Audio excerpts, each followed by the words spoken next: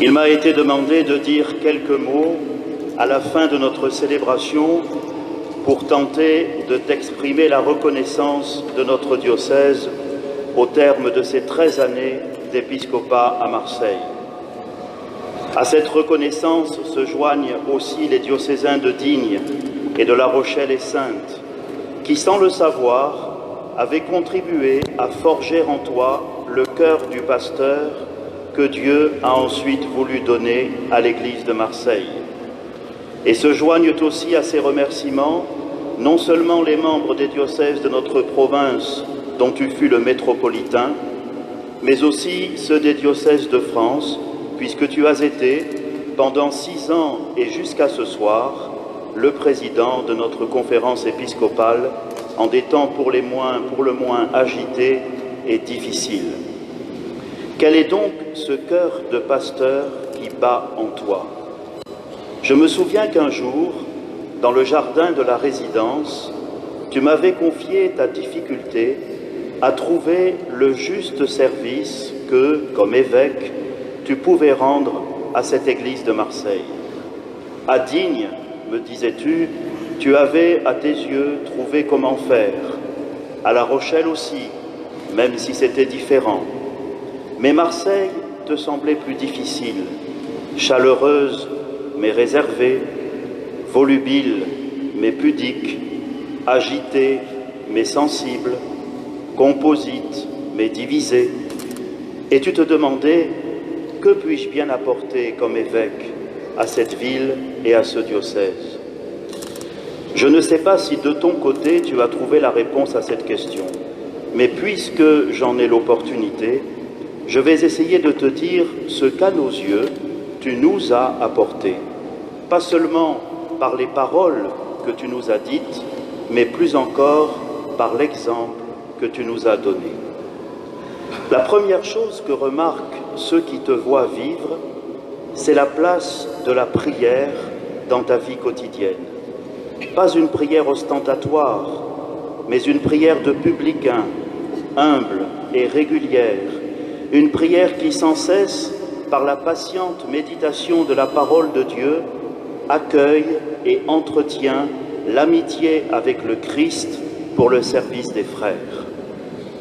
Le Christ, voilà bien le centre de gravité de toute ta vie et de toute ton action, et nous l'avons encore entendu tout à l'heure dans l'homélie que tu nous as donnée. Quand je suis devenu évêque, tu m'avais donné ce conseil. Chaque fois qu'on augmente le poids de ta charge, allonge le temps de ta prière. Tiens-toi près du Seigneur. C'est lui qui, le premier, veille sur la barque de l'Église. Merci, Georges, de nous avoir montré le Christ en étant toi-même un homme de prière dans l'humilité et la simplicité. De cette relation d'amitié avec le Christ découle un autre aspect caractéristique de ta façon d'être évêque, le souci des pauvres et des plus fragiles.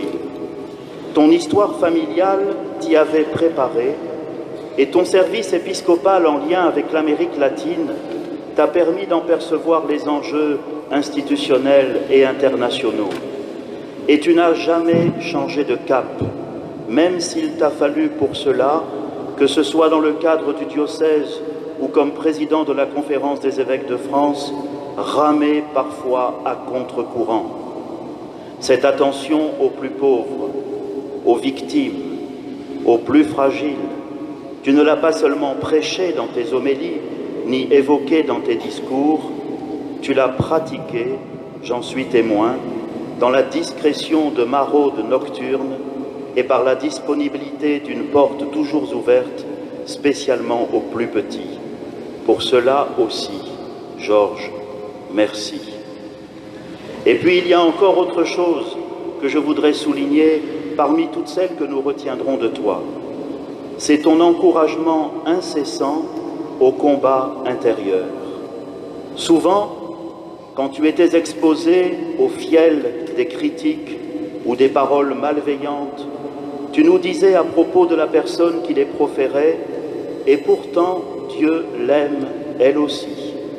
Le cœur de Dieu est assez grand pour pouvoir aimer même nos ennemis.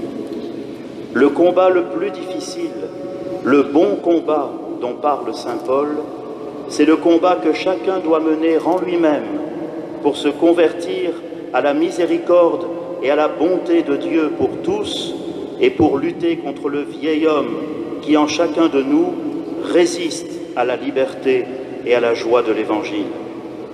Il s'agit de se convertir avant de chercher à convertir.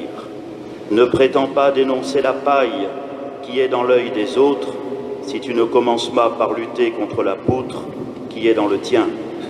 Et cette règle de vie, exigeante et parfois incomprise, tu l'as appliquée avec ténacité, quel que soit le prix qu'il t'a fallu payer et même, à un moment, au prix de ta santé.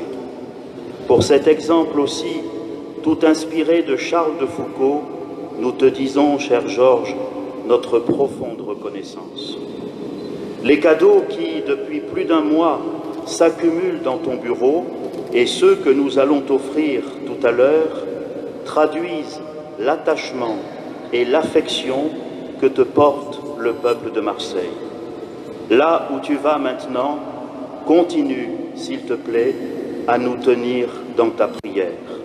Nous, les prêtres et les diacres, nous n'oublierons pas ton désir de mettre entre nous plus de fraternité, baume pour les blessures de la vie et creuset d'espérance pour l'Église et l'humanité. Continue, s'il te plaît, avec cette délicate attention à chacun qui ne s'est jamais démenti tout au long de ces 13 ans, à prier pour chaque membre de notre presbytérium et pour les diacres.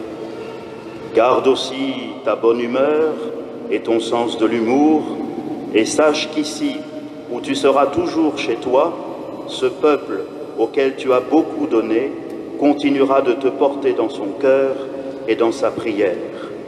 Tu te demandais, cher Georges, ce que tu pouvais nous apporter. Écoute maintenant notre réponse dans notre profond et vibrant merci.